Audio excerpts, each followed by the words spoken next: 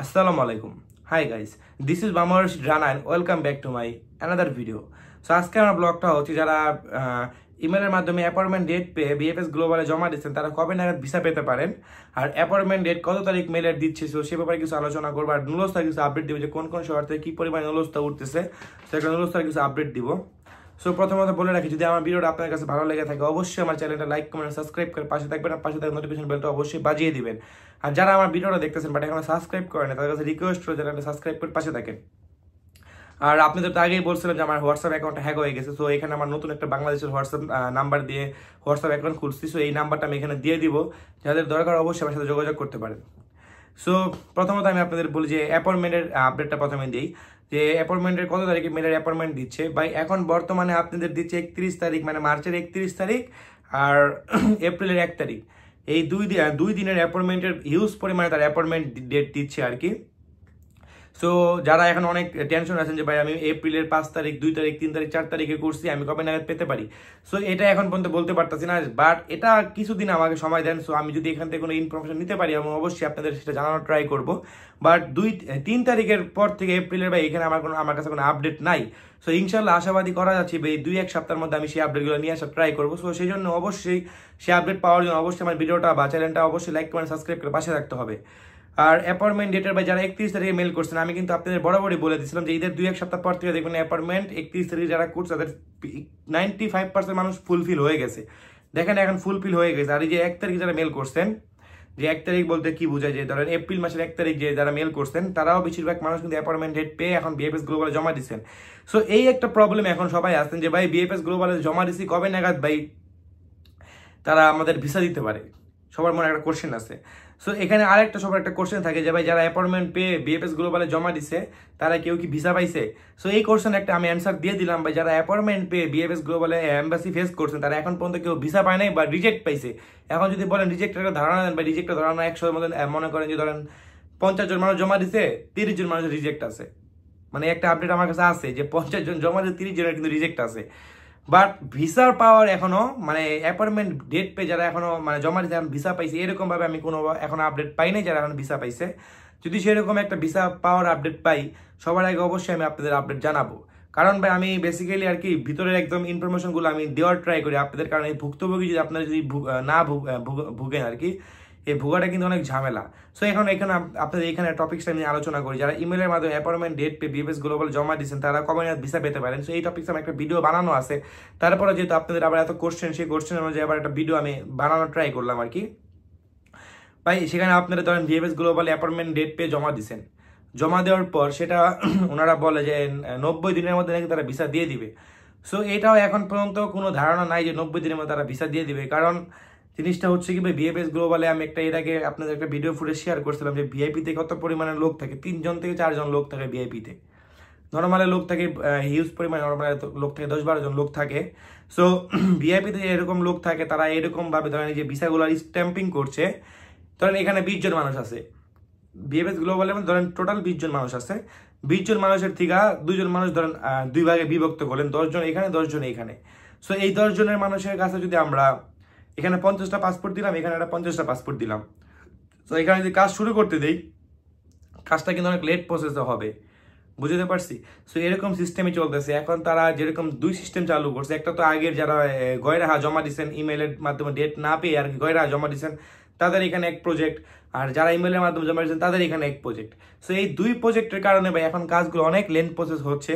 So এটার জন্য আর কি কিছু বলা যাচ্ছে না, তারপর অনেক আশাবাদী করা যাচ্ছে যে ইমেলের মাধ্যমে যারা অ্যাপয়েন্টমেন্ট ডেট পাইছেন তাদের 2-2.5 মাসের মধ্যে তারা ভিসা পাওয়ার একটা চান্স আছে। সো যেটা আমি যতটুকু আমি আপডেট এইগুলো এই সম্বন্ধে পাইছি যে যারা ইমেলের মাধ্যমে জমা দিচ্ছেন তারা 2 থেকে আড়াই মাসের মধ্যে একটা ভিসা পাওয়ার চান্স আছে। সো দেখা যাক সো এই কতটুকু সত্য হয়।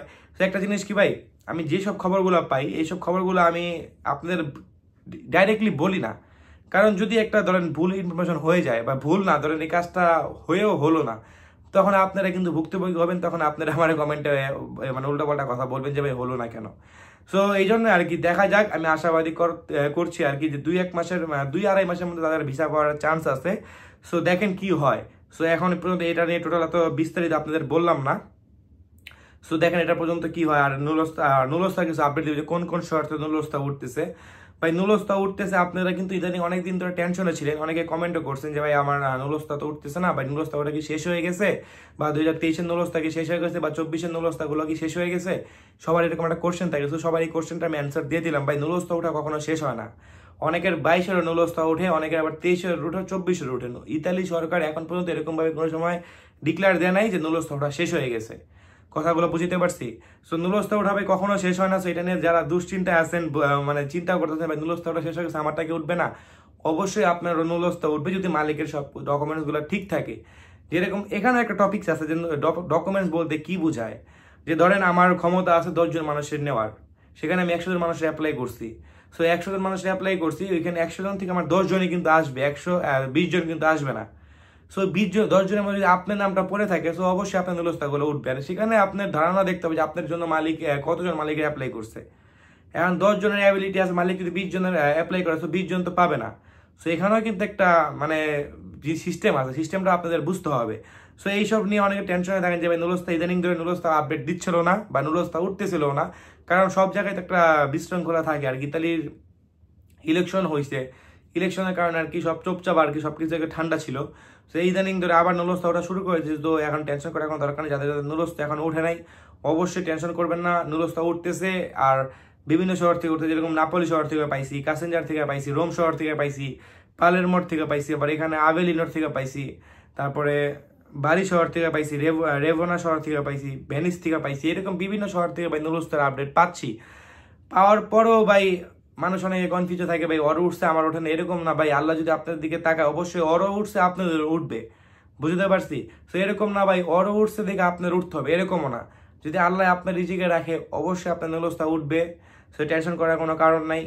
আর নুলস্তা ওঠার যে বর্তমানে যে টাইমগুলো আছে, 9টা 10 থেকে 9টা 30 পর্যন্ত ভাই আমি আপডেট পাইছি। এরকম বাড়ি শহর থেকে পাইছি 9টা 30-এর আপডেট, লাস্ট আপডেট আর কি 9টা 30-এ, স্পন্সারে 9টা 40 সামথিং এরকম গেছে। ডোমেস্টিকের তো ভাই 12টা পার হয়ে গেছে, বাড়ি শহরের কথা বলতেছি। নাপোলি শহর থেকে সেম কাহিনী ভাই, রোমের থেকেও ভাই স্পন্সার 10টার কাছাকাছি, 10টা যায় নাই, বাট 9টা 40-50 এরকম গেছে। আর এগ্রিকালচার যেগুলো আছে, এগ্রিকালচার ভাই সেম অবস্থায় 9টা 9:30 ক্রস হয়ে গেছে। সো টেনশন করেন না, যারা যারা নুলস্তা জমা দিয়েছেন, যদি আপনাদের নসিবে থাকে তাহলে যাওয়ার, অবশ্যই সেই পরিমাণে টেনশন করার কোনো দরকার নেই, অবশ্যই আপনাদের নুলস্তা উঠবে। আর যদি আপনাদের কাছে আমার যদি ভিডিওটা ভালো লেগে থাকে, অবশ্যই আমার চ্যানেল লাইক করেন, সাবস্ক্রাইব করে পাশে থাকবেন, আর পাশে নোটিফিকেশন বেলটা অবশ্যই বাজিয়ে দিবেন। সো এই টপিক্সে আর কি আর ভিডিওটা বড় করে যাচ্ছি না। যদি যাদের যাদের ভালো লাগে, অবশ্যই আমাকে আপনাদের সাপোর্ট করছে, আপনাদের কাছে আমি অনেক কৃতজ্ঞ। সো এই ব্যাপারে যদি আমি আবার কোনো ধরনের আপডেট পেয়ে থাকি, অবশ্যই টেনশন করার কোনো কারণে আমি সবার আগে আপনাদের কাছে, যদি নুলস্তার আপডেট ব্যতীত বা ভিসার আপডেট ব্যতীত আমি পাই, সো আমি আপনাদেরকে সবার আগে আসার ট্রাই করব। কারণ সবাই আমরা ভুক্তভোগী আর কি। আমার ভিডিওটা কদিন গ্যাপ ছিল, সো এখন ট্রাই করবো ইনশাল্লাহ রেগুলার আপনাদের কাছে আপডেট দেওয়ার জন্য, রেগুলার ভিডিও দেওয়ার জন্য।